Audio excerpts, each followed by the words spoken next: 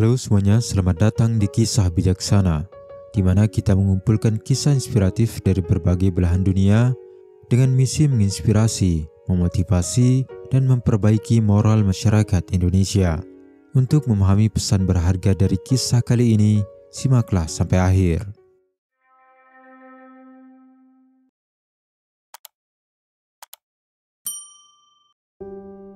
Suatu ketika di sebuah desa yang dikelilingi ladang gandum yang luas, di mana kehidupan berjalan damai dan tenang, hiduplah seorang pria berusia 35 tahun bernama Thomas bersama istri dan 2 orang anaknya yang masih kecil.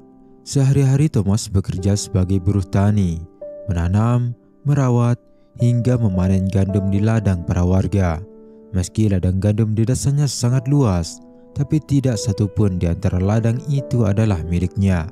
Meski begitu, ia dan keluarganya tidak pernah kekurangan makanan, sebab Thomas adalah pekerja paling rajin di desa itu. Hingga pada suatu musim kemarau, ladang di desa itu sebagian besar gagal panen, dan ujian bagi Thomas pun dimulai. Stok bahan baku makanan di dapur mulai menipis, sebab pekerjaan di ladang sedang sulit akibat kemarau. Bahkan sebagian warga memutuskan untuk merantau ke kota dan meninggalkan ladang mereka di desa tanpa terurus. Di tengah kebingungan, Thomas mencoba mengirim surat kepada kakaknya yang hidup di kota. Dalam surat itu ia bercerita keadaan di desa dan meminta bantuan kepada kakaknya untuk meminjamkannya uang. Sebab sebelumnya ia telah meminta izin kepada para warga yang merantau ke kota untuk ia garap ladang yang mereka tinggalkan. Mengetahui adiknya adalah seorang pekerja keras dan orang paling rajin dan telaten di desa, sang kakak pun bersedia untuk meminjamkan adiknya modal yang ia butuhkan dengan syarat sang adik harus mengembalikannya dalam 1 tahun. Tenggang waktu yang singkat ia berikan agar sang adik bertanggung jawab dan bekerja dengan sungguh-sungguh. 1 bulan berlalu, kemarau yang berat itu pun mulai berlalu. Thomas yang sudah mengatur strategi jauh-jauh hari pun mulai bekerja di ladang para warga yang ditinggal merantau ke kota. Berbulan-bulan ia bekerja seharian penuh tanpa hari libur. Dibantu oleh sang istri dan disemangati oleh 2 buah hatinya, membuat Thomas bertahan dari tugas berat itu. Hingga 6 bulan berlalu, sejak pertama kali ia mengurus ladang yang tidak sedikit itu, akhirnya panen pertama pun bisa Thomas rasakan. Gandum yang melimpah dengan kualitas yang baik membuatnya meraih keuntungan besar. Setelah membayar sewa ladang kepada para pemiliknya, sisa keuntungan yang ia miliki ternyata cukup ia gunakan untuk membeli 2 petak sawah. Hingga setengah tahun berlalu, 2 petak sawah yang ia miliki ditambah ladang para warga yang ia garap membuatnya mendapatkan keuntungan lebih besar daripada hasil panen yang lalu. Ia kemudian membayar hutangnya kepada sang kakak dan menggunakan sisa keuntungannya untuk membeli beberapa petak sawah. Cara ini terus Thomas ulangi hingga 5 tahun berlalu, dan kini ia memiliki ladang yang cukup luas di desanya. Tidak puas dengan hanya itu, Thomas yang kini sudah menjadi orang kaya, menyerahkan kepengurusan ladang kepada petani di desanya dengan kesepakatan bagi hasil. Ia kemudian bepergian keluar desa dengan tujuan mencari tanah atau ladang yang bisa ia beli dengan harga murah lalu menyewakannya. Cara ini terus ia lakukan hingga kini ia berusia 45 tahun. Ia kini telah menjadi tuan tanah dan orang terkaya di desa. Namun ternyata dengan semua yang telah ia miliki, Thomas belum juga merasa puas. Suatu hari, ia mendengar dari tetangganya yang baru kembali dari negeri seberang bahwa di sana ada ladang yang sangat luas yang dijual dengan harga murah, ladang yang bahkan lebih luas dari ujung penglihatanmu.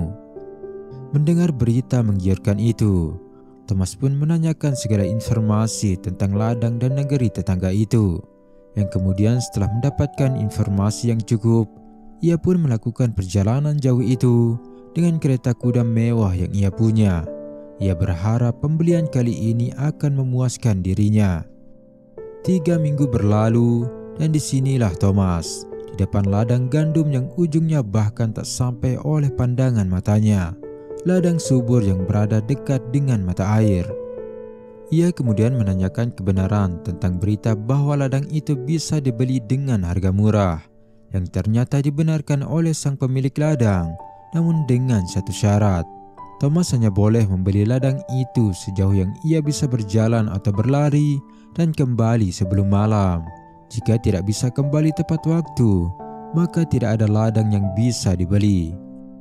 Menyetujui syarat yang diberikan sang pemilik ladang, Thomas pun segera memulai syarat itu. Siang itu di bawah terik matahari, ia mulai berlari di sepanjang ladang, merencanakan sebagai pembelian terakhirnya. Ia tidak mau menyia-nyiakan kesempatan ini. Ia akan berlari sejauh mungkin agar bisa membeli ladang seluas jarak yang ia tempuh. Hingga pada sore hari, ternyata Thomas masih saja berlari dan belum kembali hingga kaki-kakinya terasa kram. Ia berhenti sejenak untuk melemaskan otot kakinya, dan alangkah terkejutnya saat ia menyadari bahwa cahaya matahari sudah berwarna jingga. Ambisinya yang terlalu besar telah membutakan matanya. Kini rasa takut mulai menghantuinya. Ia takut tidak bisa kembali tepat waktu, dan kesepakatan pembelian ladang itu akan dibatalkan. Berlari dari siang sampai sore hari membuatnya telah menempuh jarak yang sangat jauh. Ia mencoba kembali, namun kakinya sudah lemas, tenaganya mulai habis, dan pandangannya mulai kabur. Thomas terus berjalan kembali dengan sisa tenaga yang ia punya, hingga tiba-tiba ia tersungkur. Kakinya tidak sanggup lagi berdiri. Tubuhnya dehidrasi hebat, dan kesadarannya perlahan mulai menghilang, hingga ia tertidur untuk selamanya dengan ambisi yang tak berujung. Teman-teman, belajarlah dari kisah ini. Luangkanlah waktu sejenak untuk menikmati pencapaianmu.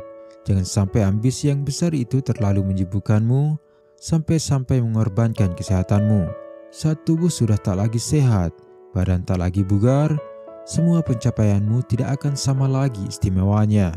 Jadi syukuri dan nikmatilah apa yang sudah kamu miliki sebelum terlambat. Jangan lupa subscribe, like, dan tinggalkan komentar positif jika video ini bermanfaat. Terima kasih sudah menonton, dan sampai jumpa di kisah berikutnya.